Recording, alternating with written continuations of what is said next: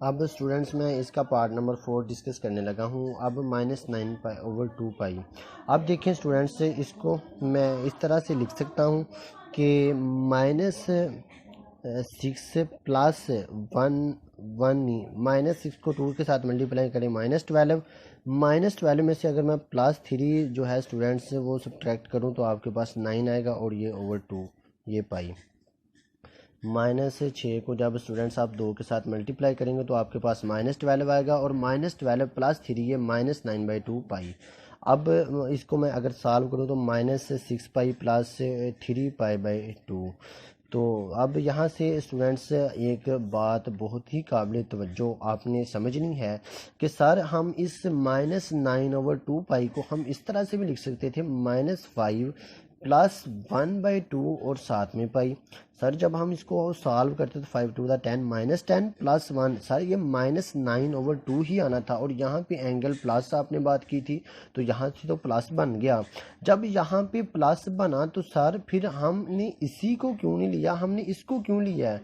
तो स्टूडेंट्स आपने तवज्जो करनी है, यहाँ पे आपने प्लस ही बनाना है।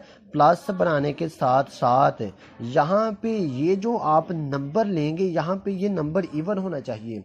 सर इवन नंबर क्यों होना चाहिए, वजह क्या है? स्टूडेंट्स अगर मैं इसको लिखूं -5 पाई प्लस पाई/2 तो इस तरह से मैं लिख सकता हूं। अब यहाँ पे स्टूडेंट्स यहाँ पे आप चेक करें, हमने यहाँ पे बनाना होता है 2 पाई। तो जब यहाँ पे नंबर ऑड होगा तो 2 के साथ मल्टीप्लाई नहीं होगा क्योंकि ये 2 का मल्टीपल ही नहीं है।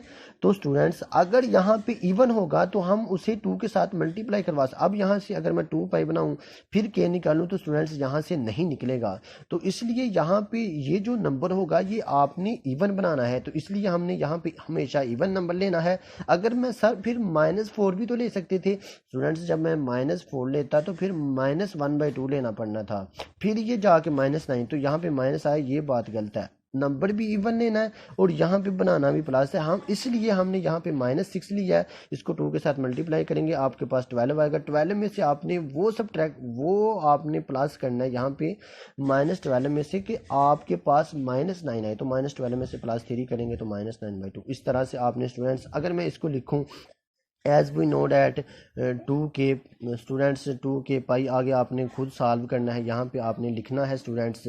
और अगर मैं इसको लिखूँ -6 पाई प्लस 3 पाई/2 इक्वल होगा स्टूडेंट्स 3 पाई/2 के। और इसको मैं लिखूँ 2 और -3 2 -6 और साथ में पाई प्लस 3 पाई/2 स्टूडेंट्स इज इक्वल टू 3 पाई/2। और यहाँ पे आपके पास के होगा -3 के। और उसी तरह स्टूडेंट्स आपने प्रोसेस के 3 पाई/2 की साइन 3 पाई/2 की आपने वैल्यू जो है वो कैलकुलेटर से डायरेक्ट आप सॉल्व कर सकते हैं। अब इसी तरह से स्टूडेंट्स मैं इसका पार्ट नंबर 5 ले रहा हूँ कि -15 पाई। इससे तो स्टूडेंट्स -16 पाई और प्लस पाई, इसको आपने डायरेक्ट सॉल्व करना है। उसके बाद इसी तरह से मैं इसका पार्ट नंबर 6 ले रहा हूँ कि आपके पास देखें कि 1530 डिग्री। अब सर ये आपके पास एंगल जो है वो डिग्री में आ गया, अब हम इसको कैसे सॉल्व करें? तो स्टूडेंट्स आपको पता है कि इसके लिए आपके पास फार्मूला था कि 360 डिग्री प्लस थीटा इक्वल होता था थीटा के। अब देखें, अब आपने यहाँ पे 360 का कोई मल्टीपल बनाना है, चाहे वो इवन नंबर हो चाहे ऑड बन जाए।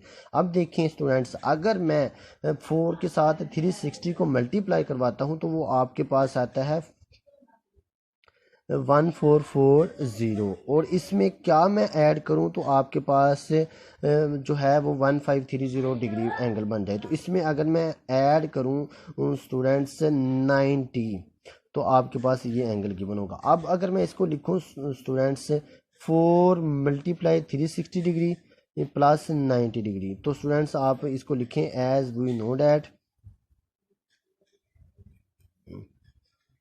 यहाँ पे लिखें के 360 डिग्री प्लस थीटा, वो आपके पास थीटा के इक्वल होता है। यहाँ पे स्टूडेंट्स के 360 डिग्री प्लस आपके पास 90 डिग्री, वो आपके पास 90 डिग्री के इक्वल होगा। और यहाँ पे सर के हमारे पास 4 डिग्री है, और इसी को आपके पास जो स्टूडेंट्स 1530 डिग्री पे जो साइन की वैल्यू होगी वही साइन 90 पे वैल्यू होगी। तो आपने उसी तरह से स्टूडेंट्स बाकी क्वेश्चन कर लेने हैं।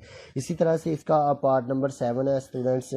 पार्ट नंबर 7 में आपने इस तरह से करना है कि -24 30 डिग्री। अब देखें स्टूडेंट्स, अगर मैं इस -7 मल्टीप्लाई करवाऊँ स्टूडेंट्स 360 डिग्री के, इसको 360 डिग्री के साथ इसको जब मैं मल्टीप्लाई करवाऊँगा तो स्टूडेंट्स आपके पास 2520 बनेगा। और अगर मैं इसमें +90 करूं तो ये स्टूडेंट्स आपके पास -2430 बनेगा। अब स्टूडेंट्स आपके पास ये 90 के इक्वल होगा, तो आपने इसी तरह से तमाम वैल्यूज़ फाइंड करनी। इसी तरह से स्टूडेंट्स क्वेश्चन नंबर 6 भी सेम है, आपने उसी तरह से स्टूडेंट्स क्वेश्चन नंबर 6 भी कंप्लीट करना है। थैंक्स।